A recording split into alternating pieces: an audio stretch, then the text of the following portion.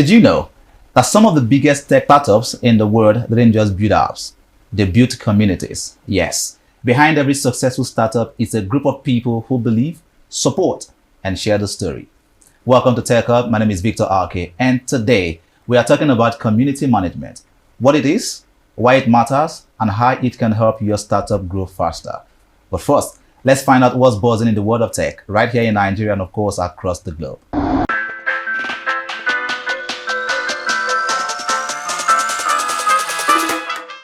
The Nigerian Communications Commission says telecom companies spent a record of 5.85 trillion naira in 2024. And according to them, the main reason is due to the high rate of wave fees, which of course they call the ROW fees, from states plus inflation and rising energy costs. The big cost pressure could make data and core services more expensive for users. But despite the huge cost, telecom companies pulled in 7.67 trillion naira in revenue in 2024. That is up sharply from 2023. And more people are using data and businesses are paying for digital services, helping telcos stay afloat. And away from Nigeria and Africa, we hear that Google is launching AI skills blueprint for Africa, as Google has introduced a new initiative called the AI Skilling Blueprint for African countries. The plan is to help governments train young people in artificial intelligence so that they can be ready for new digital jobs. But on the global front, the European Commission has proposed a new package to simplify digital regulations, including delaying some tough rules in the AI Act. They say this change will help European tech companies innovate faster, but critics are saying that they are worried that it may weaken important protections. Now let's get into why community management is so powerful for startups today.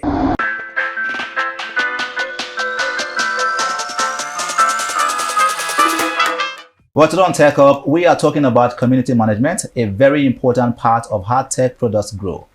In today's world, every tech company needs a strong community, and these are the people who use the product, talk about it, give feedback, and of course, help it grow. And to help us understand this better, we have a community management expert with us today, someone who left the baking industry, where she would argue that she didn't leave entirely, and of course, she went straight to the tech industry. And of course, she will be breaking down everything in simple words, what it is, why it matters, and how it works in real life. Hi, Phoebe. How are you doing today? Hi, Victor. It's good to have you join us on the conversation. Thank you for the invite. You know, the first thing that came to mind, like I told you off air, is the fact that you were known as Phoebe Bakes. And from Phoebe Bakes, we'll now know you as the Phoebe, the community expert. Yeah. Tell me about that transition. Okay, so I'd say I was already doing community management at the time when I didn't know that community management was a thing in tech. Okay. I was already doing it for my business, right? Built a baking community around Phoebe Bakes, and I saw the huge importance of what it helped me achieve for my business. So when it was time for me to, go and explore. Yeah.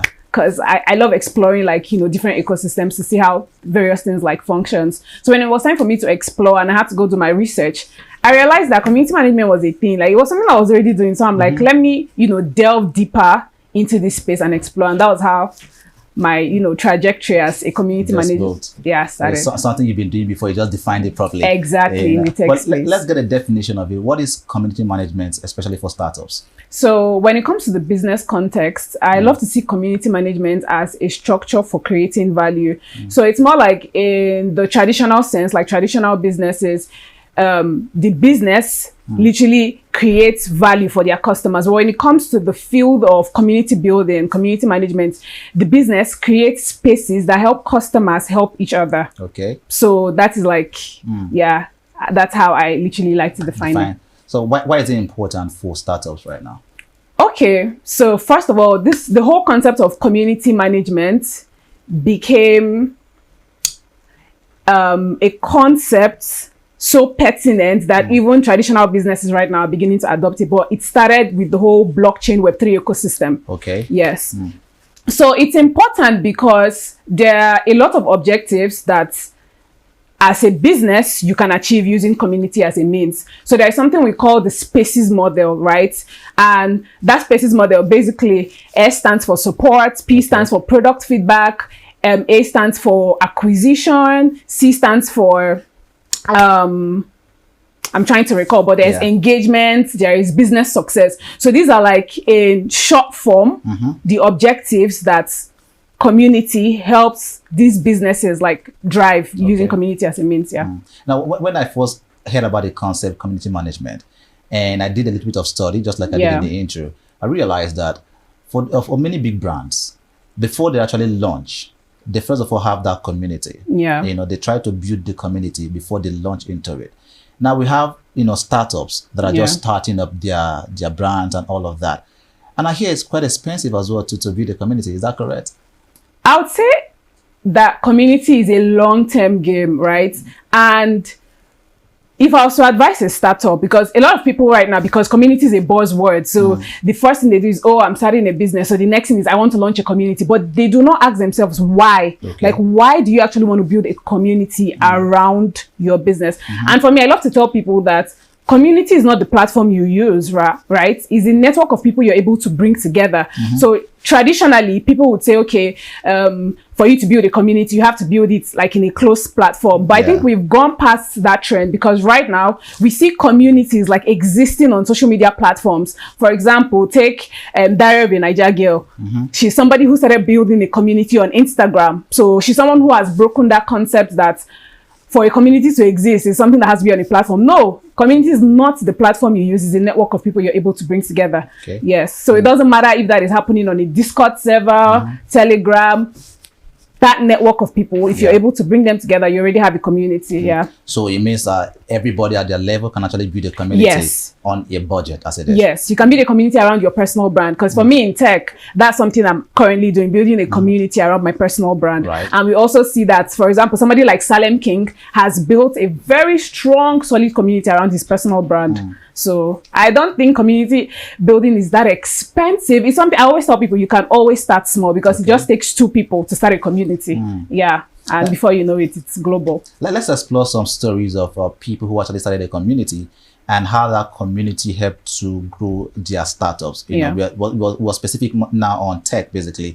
A story basically that has helped, you know, a startup grow a community and how far it led them with their product or initiative. Okay, if you know any so of it. I would always use the communities that I've managed. So because when I got into tech, one thing I told myself was I was going to explore like various niches. So I started by exploring the open source ecosystem, right? And I was privileged to have served as volunteer community lead for Gnome Africa. So I'm going to use Gnome Africa as a solid example. So when I came into Gnome Africa, the community was inactive for 2 years, right? So just backstory, Gnome Africa is a community for, it's more like a dev focused community for people building like around the GNOME ecosystem.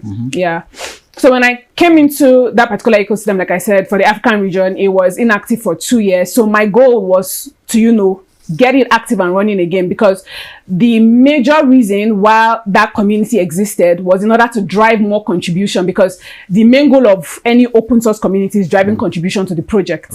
So it means that the hat rested on me to, you know, reactivate the community again. And so when I joined, the very first thing I had to do was reach out to past contributors to ask them, okay, what happened? Like, you used to contribute like 2 years ago, so why did you decide to take that break? And what would you love to see more that would, you know, make you actively start participating again? So gathering that data helped me make informed decisions. So when the community started running again, we started seeing more people, you know, becoming active, more people contributing to the project. And I think when people ask me, what is one thing you feel very accomplished doing at Gnome Africa, I would always say organizing a 2 weeks bootcamp program for people looking to get into, there's a program called Outreach and Google Summer of Code, right? So it's a program that a lot of techies, we struggle to get in, because there's usually like a $7,000 incentive attached. Oh, really? Yeah. So as an individual? Yes, an individual.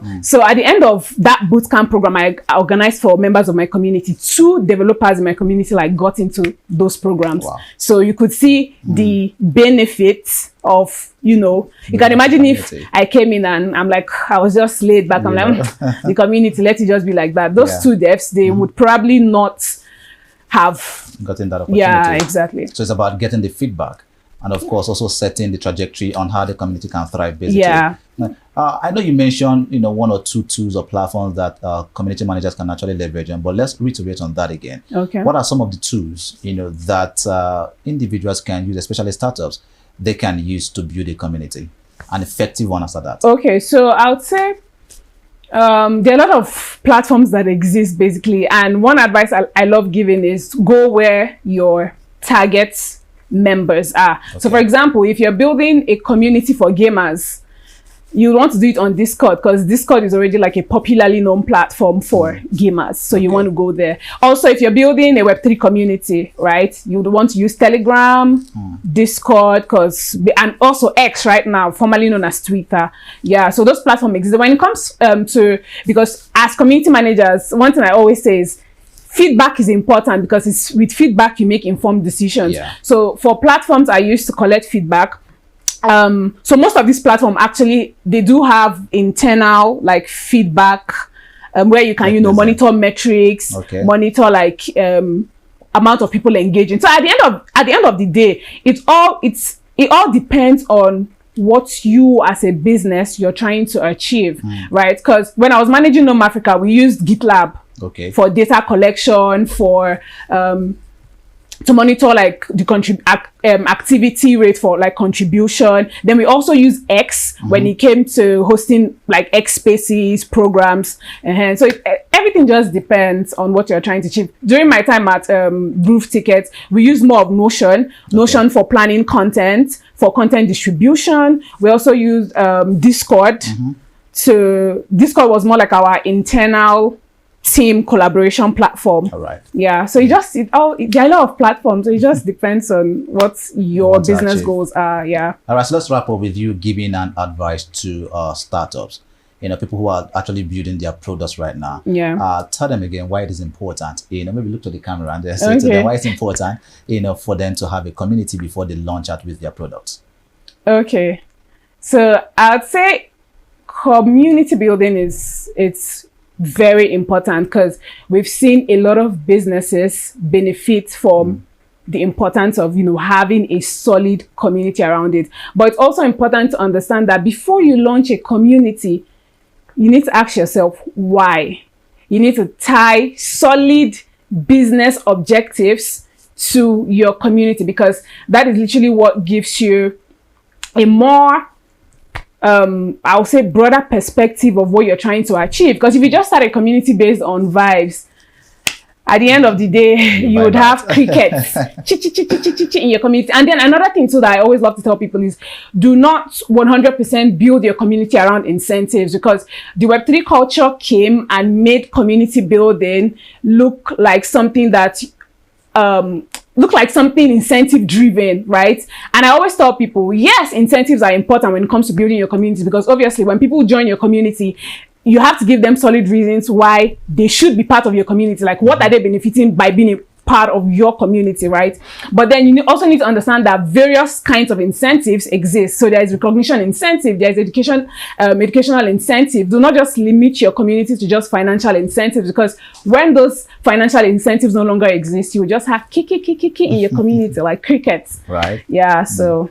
All right. Thank you so much, Phoebe, for being here with us. Do appreciate it. Thank you so much. I actually enjoyed the session. Also, all right, that's Phoebe Fibrosima, but her friends call her Phoebe. I think we're all friends now, so you can as well call her Phoebe.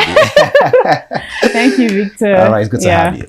Let's wrap up the conversation, of course, by giving you the how-to segment, some simple steps that you will need to start up a community as a startup. And the first thing you need to do is start with your earliest users. Invite them to maybe a WhatsApp or a Telegram group, and of course, begin to build from there. And the next thing is ask the real questions, listen, and make space for feedback. I mean, what's the essence of community if you don't get the feedback?